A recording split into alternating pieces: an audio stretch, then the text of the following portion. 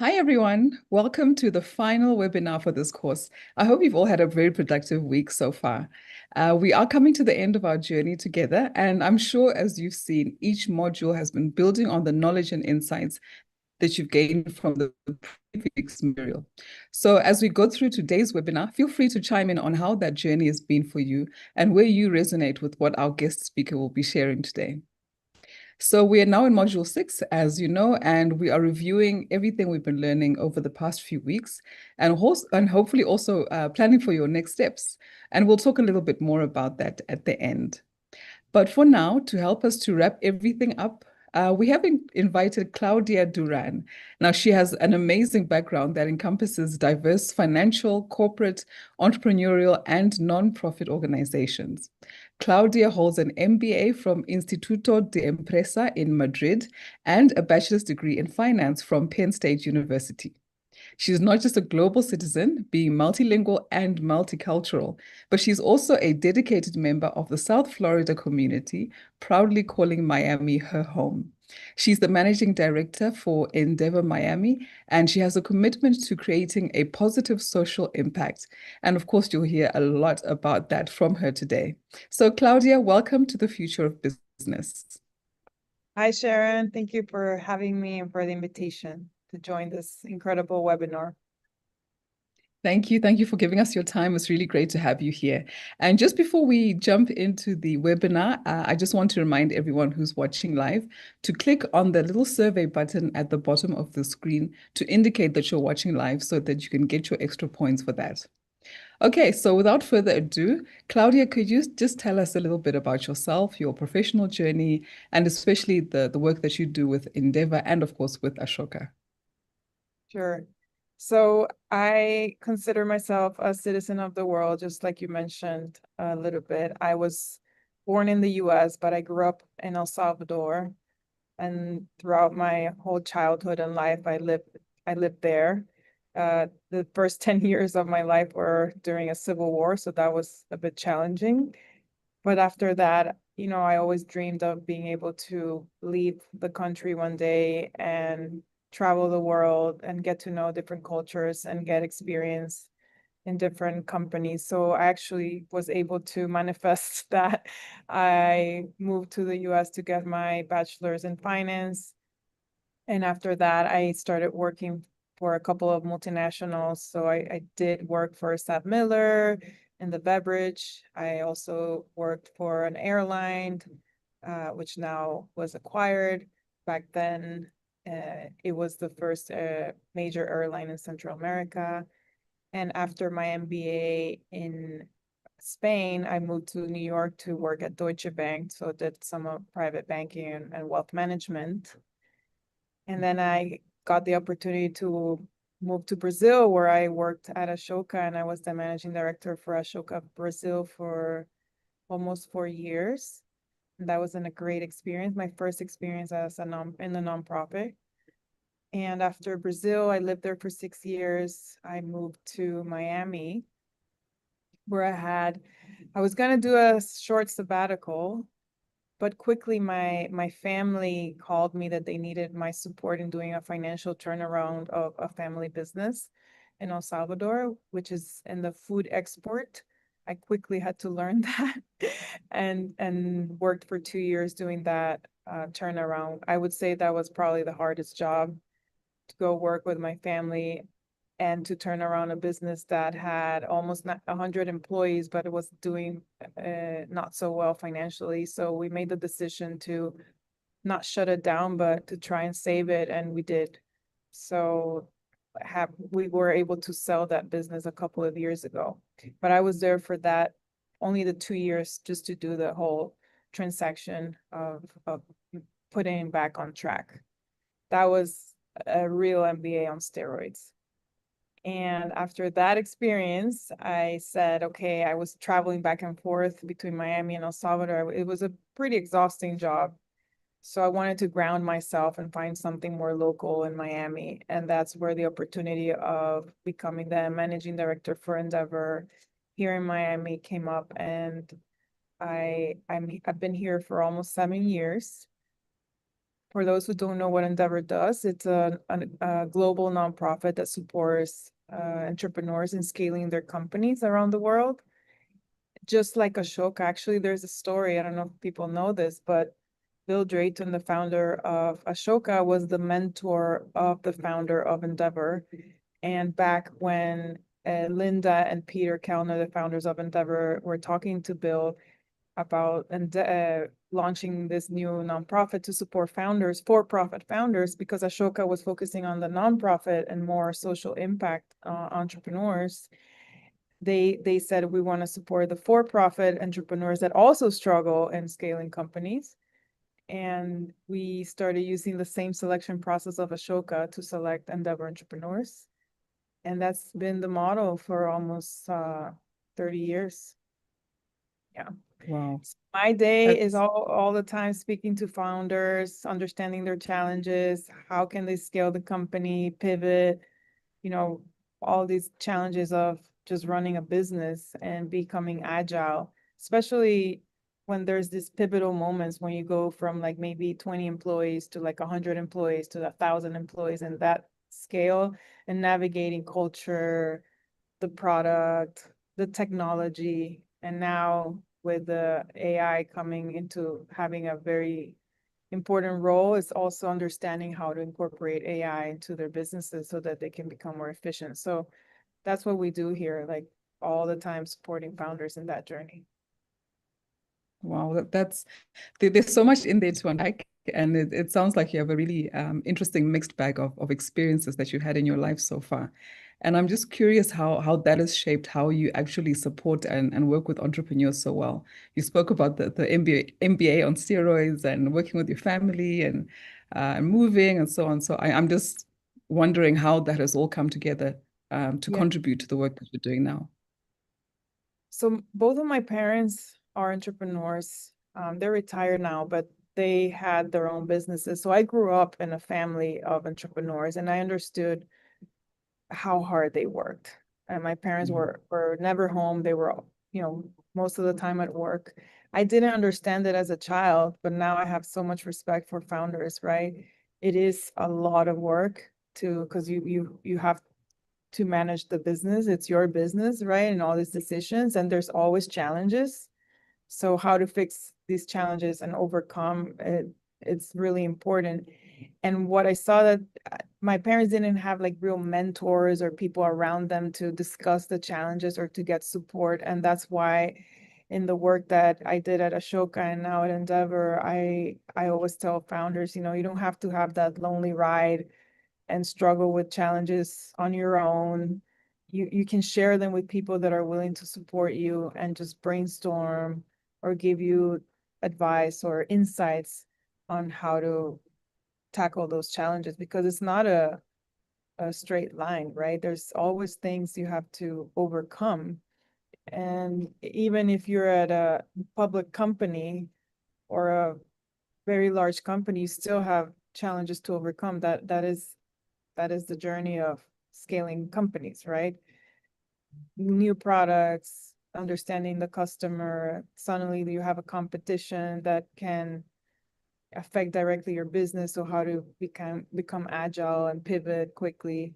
So I feel that in my experience through my family, and then having the experience in different corporations, learning how to manage financial statements, how to read financial statements, how to do forecasts, and then how to understand the different services that company offers, so that we can, because you can be in finance, but if you're not connected to the end consumer or the customer, there's a disconnect. So it's important that inside a corporation, there's space to understand, okay, what are the products the company's developing? What are our customers saying? Because at the end is the collective that comes together to deliver the end service or product that the consumer will acquire, right? So it's a lot of people working together for one goal. And it's important, the alignment. So I think I've learned a lot from, putting out fires, being agile, being an active listener to the customer is really, really important, because that's where you get the best information and the insights about what you're doing right and what you might be needing to improve. So I feel that for us and the team, it's also very important to be close to the customer, understand their needs. In our case, the founder, like what keeps them up at night, what is in their head, what are the things that in the company are not working, so that we can quickly connect them to the right people and resources that can help them in those Mhm. challenges. Right.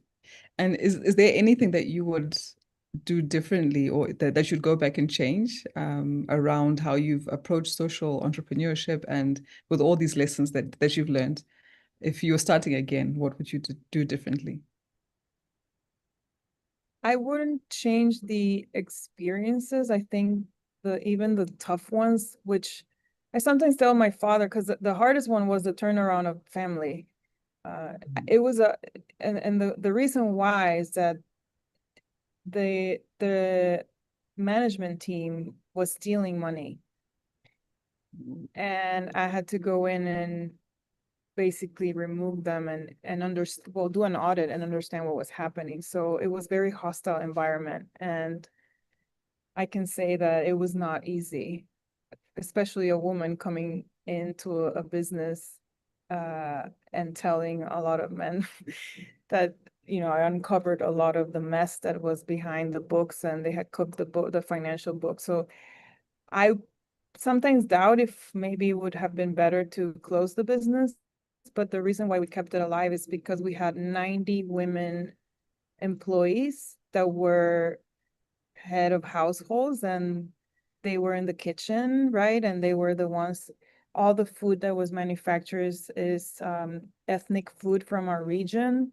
So a lot of corn based uh, products that keep, our culture alive. So I feel like that connection with them. And I think I did it, with my family. We made the decision to keep it alive for them, basically. But that was a hard job. I would not change. I think if I look back into my life and I see all the opportunities that I've had, the good and the bad, they've made me who I am right now. I think I've learned the most through the challenges. Mm. I embraced them, and I analyzed what did I learn from this, and I incorporate that learning into my life, and I continue and I move along, forward. If I would go back and regret decisions that I've made, I think I would not be where I am right now. I'm Yeah. someone that tries to live in the present moment as much as I can. Yeah, no, that's very inspiring. And I've heard that a lot. I've asked several people that question, and it's great to hear that for most people, they wouldn't change anything because, as you've rightly said, you wouldn't be who you are because you're the sum of all those different experiences and, positive, negative, you have learned and you've moved forward. So I think that's a very healthy approach, actually. So one of the things we've been talking about on this course, Claudia, is about um, developing skills to become a change maker. As you know, most of the people watching are people who are in an organization and they are either entrepreneurs or they're learning about entrepreneurship. So when it comes to skills, what kind of skills do you think would be useful for them based on what you've learned, whether as a conventional entrepreneur, as a social entrepreneur, as an entrepreneur, as a woman, as you've said, I think you brought out a very important point. Sometimes getting into different environments as a woman can be challenging. So what Yeah. kind of skills have you used to overcome those? I I'm very analytical, and I like to do problem solving, and I think that skill set helps a lot in entrepreneurship because, again, the road can be bumpy, and being able to tackle and problem solve and have that uh quickness to analyze and make decisions, it's very important. And so I feel that what sometimes affects founders or people in general and set set us back is our self-doubt and our inner critic that tells us you can't do this, or fear of failure.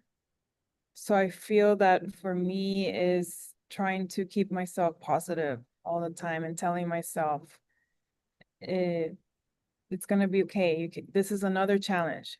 Just tackle it, analyze it. And if I don't have the skill set to solve it 100%, I bring someone with a specific skill set that can help me solve it. And so understanding and analyzing, okay, what is the problem?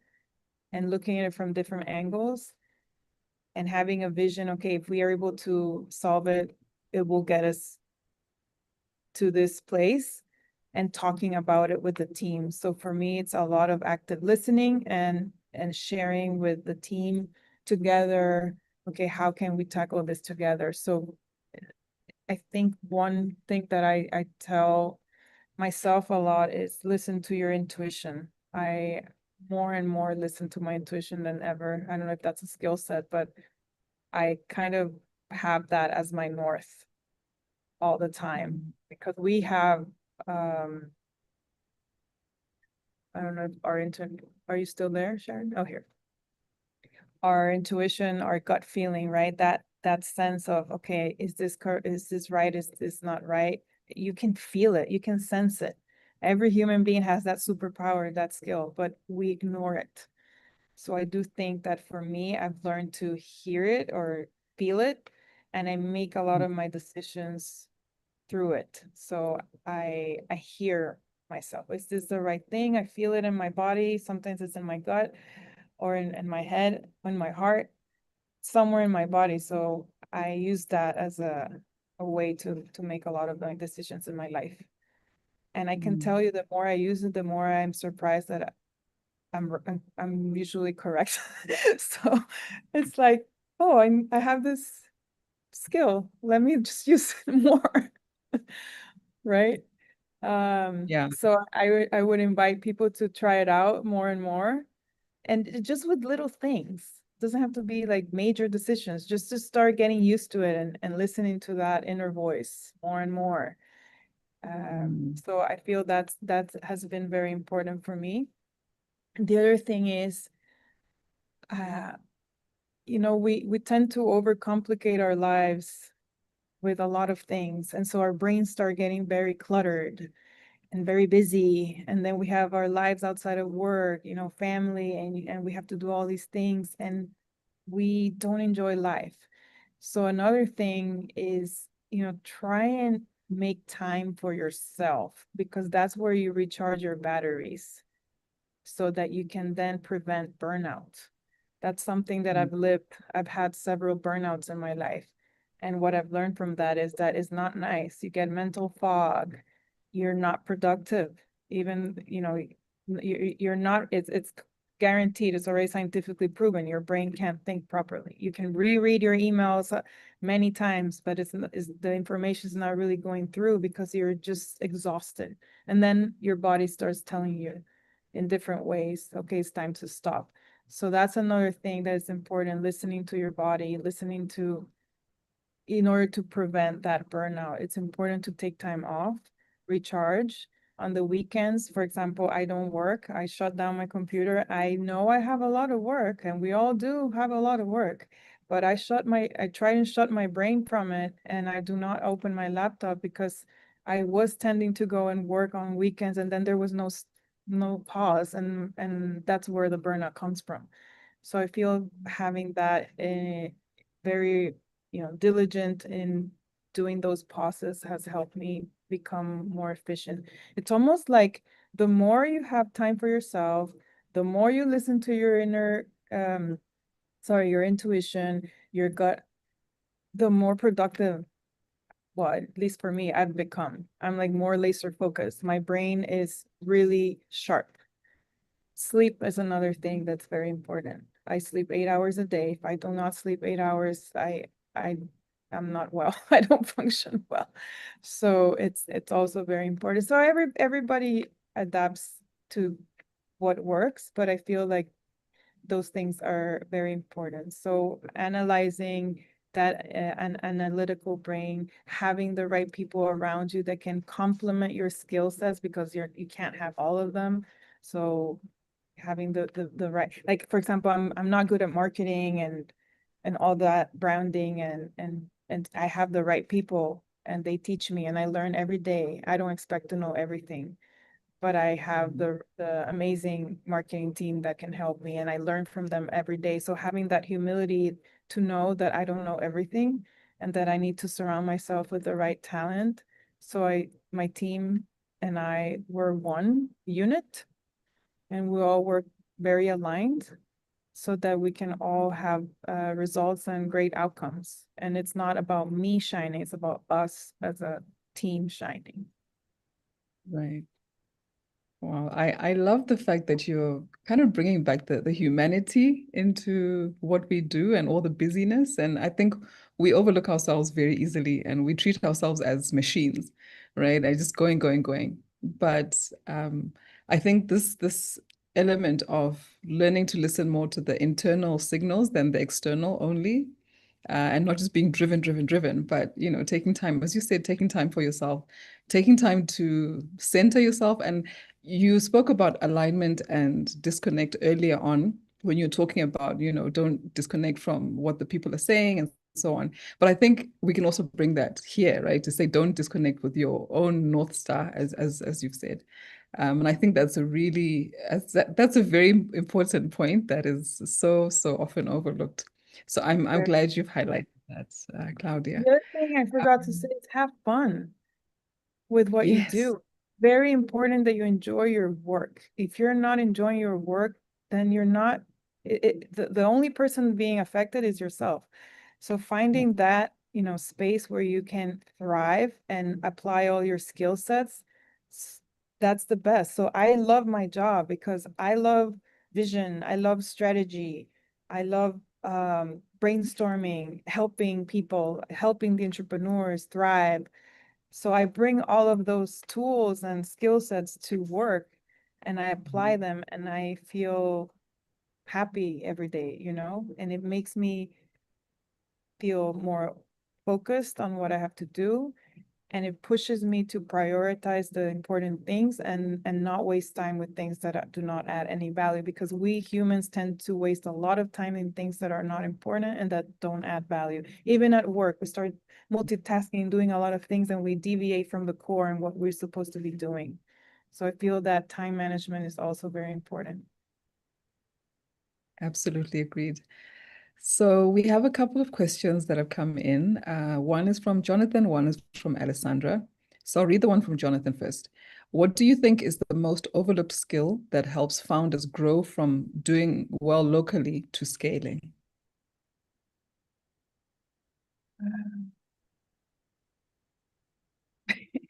The word that comes keep popping into my head is resilience. I don't know Mm, if it's a skill, but it's not giving up.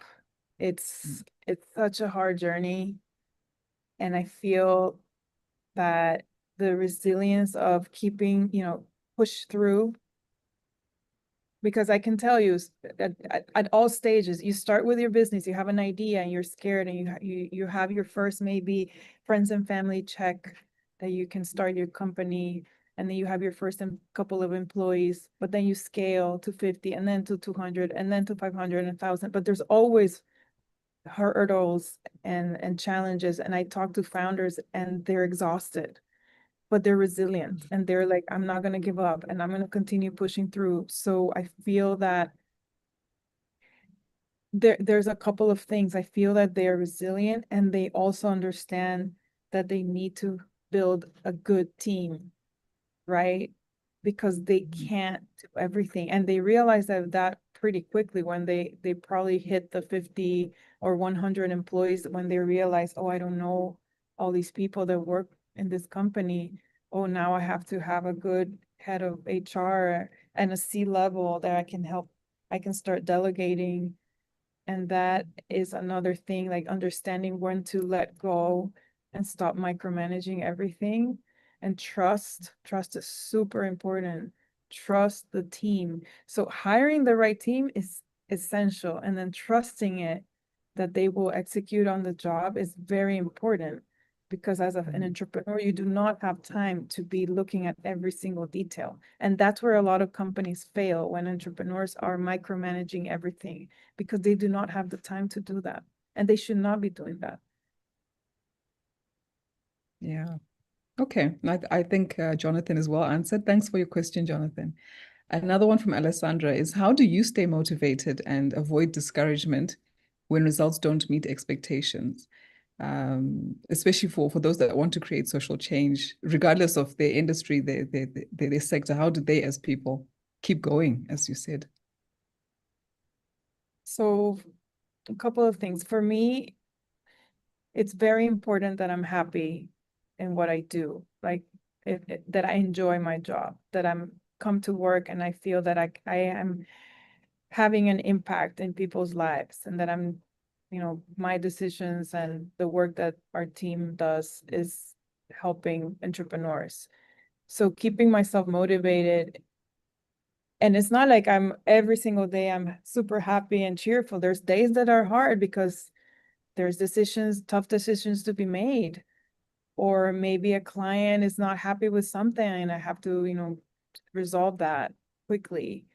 Or in the case of leading nonprofits, there's no money, right? There's very few sponsors and fundraising is hard.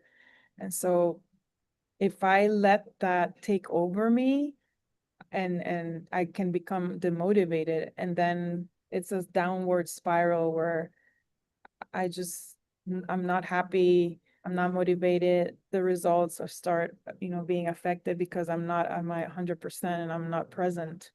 So I tend to ask myself, I have a very good relationship with myself. And I ask myself, Claudia, are you happy? What can you change right now? What power do you have to change, to make the change, so that you can shift the energy and feel again motivated and get up and go to and start continuing to have a positive impact in people's lives. So what I've learned in my experience is it it's my responsibility. It's nobody else's. It's not my boss. It's not all, the different people that lead the organization. Is me. What in my reality can I change and do so that I keep myself motivated and happy? And if I'm not happy here anymore, maybe it's the time to change. I'm not afraid of change. If you look at my LinkedIn and curriculum, I've been able to change jobs, reinvent myself, change countries, learn languages, because I'm a very resilient person and I look at the challenges as an opportunity to learn. And yes, it's uncomfortable. It's not easy, but guess what? We're in the school of life, and these challenges are the lessons that we get. And I extract as much as I can from these lessons so that I can apply them into my life and continue learning and growing, because it's a never ending evolution. So I feel like I have the power to make the change and the impact I want to have in this world. And I'm someone that loves to have impact in people's lives.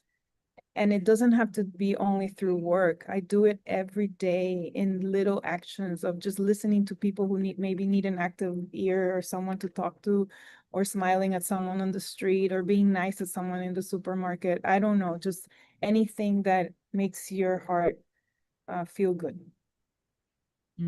I love that.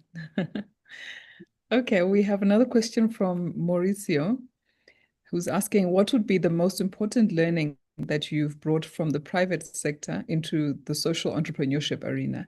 And he says he's particularly interested in your learning since he is almost in the same process. So I think he's making that transition as well. So the biggest learning that I've had from the corporate or the private sector to the nonprofit is that a lot of people in the nonprofit, or maybe I see it as bringing the business acumen and experience into the nonprofit. So when I and I had the experience at Ashoka and now at Endeavor, I run it as a business. I don't look at it as just a nonprofit and, oh, here we are helping everyone and I need money. And everybody has to help me. It's more like, okay, I am running a business. It has to be efficient. I have to have the right team. And even if it's a small budget to start with, but it has to be organized. So knowing your numbers is really, really important so that you have a healthy cash flow and that you're able to scale. I call it organized growth, right? From very small, and you start organizing it in a way that you can scale it. So it's very important to understand your revenue streams. Who will be your funders, donors, sponsors? Where's the money going to come from to cover the cost? And the other thing that I've learned is how to become financially sustainable. Are there any revenue streams that I can generate that I don't depend from corporations on writing a check for me or foundations? How can I internally bring some revenue that I can create with our maybe programs that we offer, right? To entrepreneurs, because there's a lot of entrepreneurs and people that are willing to pay for services that are good quality, obviously. And so having that recurring revenue is very important and healthy for a nonprofit. Because if not, every year you have to go out and raise from funders and sponsors. And what happened in the past that I've learned pretty quickly is that when there's challenges in the economy or changes in government, that affects directly the amount of sponsorship dollars that come or that can come to you.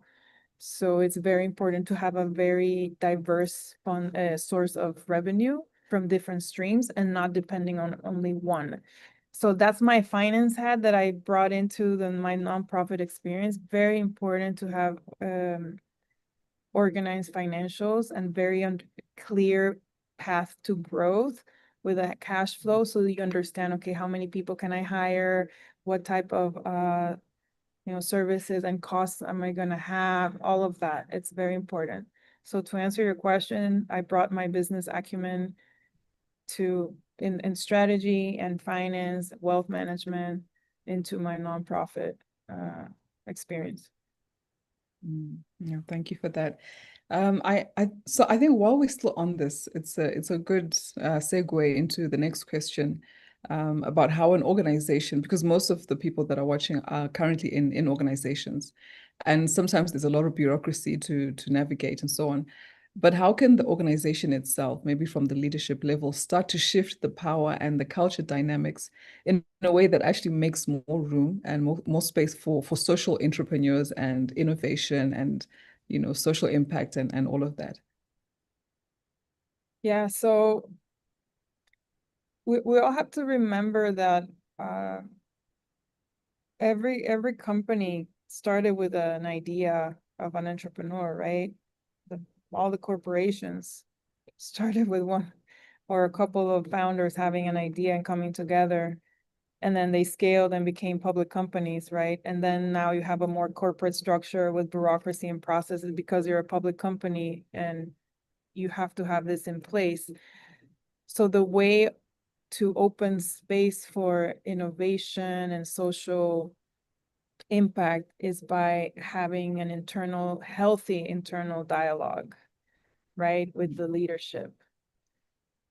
Unfortunately, if leadership at the top, they're not understanding the importance of this, just talking won't move the needle. Is almost like showing results in probably a smaller scale.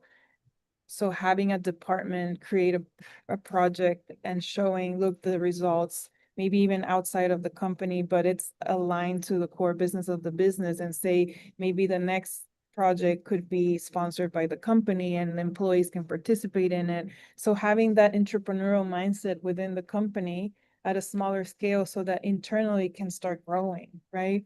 Because at the top, they're so busy, they're like, okay, what are you talking about? Yeah, that sounds great, but what are gonna be there? It's very abstract. So having some sort of tangible result that they can grasp could probably be an easier way to incorporate. Or the other thing is, if the management is open to it and they create a space for internal innovation and social impact to arise from within, then it's asking, can we have maybe a council or a committee internally created by different departments and people that would love to have that in the company as a motivational tool, right? To retain talent. They don't have to go outside of the business to look for it. They can create it within. And it's a win-win because the employees are participating. They feel motivated that they're actually creating positive impact in the world. And the company can also leverage by saying that they are, as a company, having this impact. So I think more companies should be doing this. I don't know why. And when I used to work at Ashoka, this was one of the main projects through change makers to bring this innovative mindset to corporations and change from within, right? Because yes, corporations lose themselves in all the bureaucracy, and they forget that it's not only about selling, selling, selling and generating more money and bottom line and profit for shareholders, but it's also for the planet, for the world, because we're extracting all these beautiful resources that we get. But we also have to regenerate so that we can all benefit from it. If not, we'll kill the planet. Right. Yeah. If And we don't get back. yeah, no, go ahead. No, that's fine. Okay, now I was just going to comment that we've actually been learning about generative leadership as well as part of the course. So you're really speaking to a lot of the points that we've picked up along the way. So it's dovetailing nicely. We have a question Where from, there's, let me just say, where there's a will, there's a way, always. right, always. And if there is someone in the leadership team that gets it, then find that person and team up and present and co-create a project. Again, doesn't have to be this, because sometimes we lose ourselves in this massive visions, great things that we want to create. Start small. Start small, even if the vision is grandiose, but start small and pave the way towards it. Right. Okay, so we have a question from City, as I mentioned, who's asking, how can you inspire and encourage people within the team to work toward the same goal? So I guess it's about team dynamics within the organization. I would say first is identifying, having very clear what the goal is, right? What is the main goal? What is the core business or the different goals under that core business? As a leader, it's important to identify who in the team gets it, understands the core business and understands the goals. Because if they don't get it, it's going to be very hard for them to be aligned. When there's clarity around the goal, and by the way, goals should be simple, not so complex, because you lose people in this complexity. So having very clear goals is important. And the way that I've been able to get the team to be excited about the goal, first I have to be excited about the goals, and then ask the team, do you all understand what the goal is? Are we all aligned?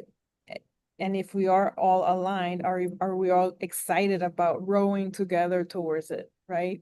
Because if we're on the boat, we have to be rowing in the same direction. If everybody's rowing in different directions, then we won't achieve the results that we want. And by the way, everybody wins when we all row together towards the same goal and we achieve the results. We celebrate together. It's like it's almost like you organically start moving together and things start falling into place and the results start being achieved in a very seamless and effortless way.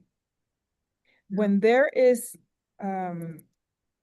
where there's no clarity, or it's ambiguous, or there's different opinions, different people pulling in different directions, or even, people that shouldn't be working in that organization and they're the bad apple. Well, leadership has to understand that this bad apple is affecting the culture, right? So it's also identifying that, because that can be and that a lot of founders say all the time, hire slow, fire fast. because Mm. it affects the culture of the business. So it's very important that once the everybody's aligned, it's almost like the energy is flowing and everybody is going in the same, I don't know how to explain it. It's just magical. And the collaboration is there. Everybody's excited about it. People work even harder for it because they're seeing the results of their work they're putting in, they're seeing the results. So it's almost like there's excitement because imagine you're working really hard and you don't see the results, or you don't know what you're working for. What's the goal? That is demotivating. Mm. So asking management, hey, we need more clarity. Like if my team comes or someone in my team is not sure about what the goal is or what we're doing, I need them to come and tell me, because then I'm not doing a good job of communicating it. And I have to be humble enough to understand that maybe I am the one that needs to improve my communication, right? Mm. And Yeah. having feedback from employees is also important. Yes, it's not easy to get feedback from your employees, but it's important because you also want to grow as a professional and as a leader. You need to. Mm. Mm. So it's about simplicity, excitement, alignment, clarity, humility, and all of that. I think those are the elements that you've highlighted will really help with teamwork. Simplicity is And important because the Mhm. if you have simplicity, there's more clarity. People understand it. When you make it complex and too complicated, you lose people. You don't understand, and or too many goals, right? Narrow them. Right. Okay. No, and I'm glad you mentioned the word collaboration because that was going to be my next question. Just talking about partnerships and collaboration as a driver of change. And I know you have a lot of great experience, around building productive relationships that are built based on trust and authenticity. So could you give us some insights into what works, what doesn't work as well, and perhaps some failures you've seen yourself and lessons you've learned from that? With respect to collaboration, Yes, and creating partnerships, whether within the organization, across different organizations, even with competitors, perhaps. yeah. Again, I had mentioned that I don't believe in doing things alone, right? There is always different resources and people, organizations, companies, partners that can add value. So for example, in our case at Endeavor, we partner with service providers, law firms, banks, any type of service that can add value to the entrepreneur, investors, funds, or or for example, payroll providers, whatever it that I can bring to Endeavor as a partner that will add value to the entrepreneur. So it's almost like what choosing the partners is really important. It's not about quantity, it's about quality. I've learned that the hard way. We tend to want to talk to everyone and get money from everyone. And then you realize, but okay, fine, they gave me a check, but they didn't really add any value. And the next year they didn't give me that check. So why? So it's building long-term relationships, even if it's with a small check at the beginning, and then slowly you build that trust and that relationship and they become a real partner. One thing is a sponsor, one thing is a partner. So I think building partnerships is very important. Partner is someone that will walk with you in that process of whatever work you do in the long term. It's not a short term. It's not a a short-term transaction. It's a long-term relationship. So cultivating relationships is very important. I've had, partners that I thought we were building a long-term relationship, but then suddenly the corporation laid off the team and now I have no one to talk to and I have to start from scratch, right? That's tough. And that is inevitable. That will continue to happen unless you have a clear track record where you can show, look at the value that we've brought to you as a partner. Because there's always has to be value on both sides, right?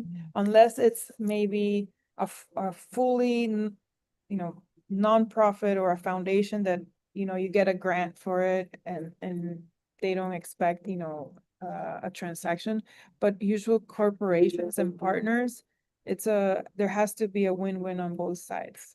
So the partners that we have want to partner with our entrepreneurs. So I partner with them, and so we bring the value to them. So that collaboration is very important.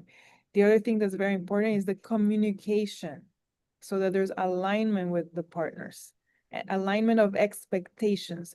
In my experience, sometimes when there's not alignment of expectations, there's not a written trail or a clear agreement from both parts on what is going to be executed or done, then there's room for misinterpretation and problems.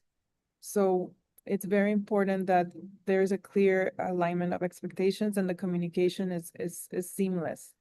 That can affect partnerships for sure, and the collaboration, right? So for me, I've learned the hard way, and for now, in the work that we do now, everything has to be very clear. There has to be a collaboration is key. So I treat our partners like, extended part of the operation, because we see the value they bring and they see the value we bring to them. Mm. Okay. Yeah, I think those are some really great learnings there, especially on not making assumptions and making sure that you're both clear on what's expected, what's going to happen, who's doing what. So I hope everyone is taking good notes there. And then, Another question. sorry, let me add on the collaboration just quickly. When Mhm. you trust your team with very important deliverables, it's also very important the internal communication, right? And tracking of that. Because yes, trust is important and you delegate, but there has to be a reporting system so you understand, okay, everything's on track. You can't micromanage everything, but there has to be a way as a leader to be able to track it in a way that okay, things are working, so that there's no surprises. Because I've learned the hard way when I let go of someone and they just go and run and do everything, and suddenly, oh my God, okay, there's an issue and I have to go solve it because there was not a clear communication about it, and there was a misalignment. So it's internal also that has to be very, very structured. Right. Okay. So we have another question as we're running out of time, but we have one more question from Empire, who's asking, how can you take that big abstract idea you have in mind and break it into smaller steps so that you can start taking action? Often we don't begin because we don't know where to start, which I think applies to so many people. Yes. So every human being has many, many ideas throughout their lifetime, right? They pop into our head and we're like, why is this idea popping into my head? They just pop, right? In the shower or in the car or talking to someone, and you're like, oh my God, just had a brilliant idea. And the ideas die because they're in our head too, and we don't bringing into life, right? The first step I would say is writing them down. Write down your vision. Trying the abstract vision, write it down. And then maybe at the beginning it seems a little foggy, right? And and you start just like drawing the different angles, how you're connecting the dots. So bringing this from brain to paper, probably after you start writing about it, now you can use ChatGPT and all these different AIs to really develop your idea faster, right? Because you start bringing, you don't have to spend so many hours doing research. Now it's done in seconds, right? So finding out, okay, is this a good idea? Can I find all the competitors in this space, whatever it is? Analyzing competitive landscape. Okay, does this idea or this what I'm thinking of exist in my market? Yes or no? Okay, well, if it does, who is doing it? Then you go and analyze how they are doing it. And then you ask yourself, is mine different? How is it different? You tweak it so it's different. You're not going to go and copy someone and just do it exactly the same. Do something, you bring your own innovation, right? So you tweak it to what you want to execute. And then you start iterating and changing it and adapting it. And if it excites you and it's taking when do you know that you're ready to be an entrepreneur? When it's taking a lot of your headspace, when you can't stop thinking about it, when it's in your head most of the day. And when you talk about it with someone, your heart just races and you feel really excited. That is when you feel you're ready. And yes, there's fear. That's normal, right? There, oh, what if I fail? But what if you never tried it? Right? You'll always doubt, right? Oh, I should have tried. What if I would have done it well? And if you don't try, you'll never know. So trying it is very important. But writing about it, dedicating maybe an hour at night or whenever you have on the weekends, talking to ChatGPT and doing this research. Now AI can do so much. I have a nephew, he's 15. He's gonna be an entrepreneur. He already used Lovable to create his website. He's gonna do an app. He's already playing with cloud and all the AI. He's 15, you know, it's like he's so curious. He's like, he's learning through YouTube. He's asking all these questions. So the curiosity is also very important, right? Being curious and asking and inquiring and doing the research. All the information is in the internet. You just have to shape it in the way that your vision, it's in your head, right? It's your vision. So just bringing this into this reality and then having someone that you trust that you can share this with once it has some shape and form, and you just try it out and you go for it. You don't have to quit your job to start doing it. You can dedicate some time, right? In parallel until you feel ready to leave your full-time job and dedicate fully to your company. Okay. There's some really great steps there. I hope you've been answered, Empire, and that you'll actually start taking action and writing down your big vision. So, Claudia, as we're wrapping up, just a couple of final questions. Firstly, what would you say are some initial steps that our learners can now take to not just understand social innovation more, but also to begin to support social entrepreneurs, and also to implement their own projects as entrepreneurs within their organization? I would say ask yourselves what do you love? Do you love nature? Do you want to understand more about what's happening around climate change or forests around the world? What moves you? Is it human rights? Is it healthcare, education? And then spend some time researching about that in the market that you are, or even projects around the world. Ashoka has a gigantic library of social impact entrepreneurs that have worked for over 30 years in all these different uh, industries and different modalities. So you can go to their website and just read about a lot of these entrepreneurs and get inspired through them, and then see what moves you. What is it? Ask yourself, and then focus on that one, on that specific area of interest, and do research. Again, ChatGPT, if you don't use it, you can have so much information that you can extract from it, even with Gemini also. I mean, any of these AI platforms, and read about it. You have YouTube. There's so much content on YouTube. You can just look at videos. I mean, information, you can have infinite. So it's about, okay, choosing the subject, researching, getting more information, more knowledge about it. And then once you feel you want to make that next step of incorporating, doing your own project outside of work, or bringing and creating a project within the work, within the company you work at. So you're the only one that has the power to do change in this world. It's up to you.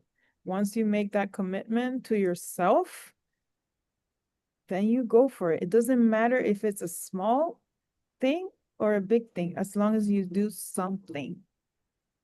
Mm-hmm. I think that's a really great note to end on.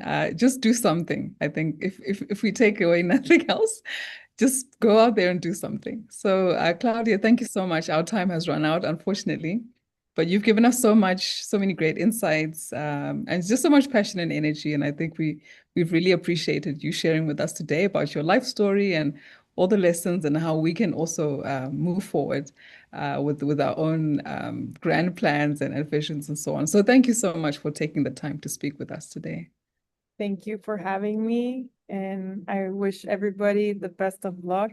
I hope you go out into the world feeling inspired, motivated, and being the change that we all want to see in this world. You are the change. Just push fear away and self-doubt and just take action. Absolutely, and just do something. Something. Thanks, Claudia. And so, for everyone who's watching, I highly recommend that you go back and watch this video again if you get the time. The platform will remain open, so please catch up with all the readings, finish the assignment if you haven't already done so. We've seen some really, really great ones in the gallery, and I encourage you to comment on your colleagues' assignments as well. We've seen some really great examples. So there's still so much to learn from each other.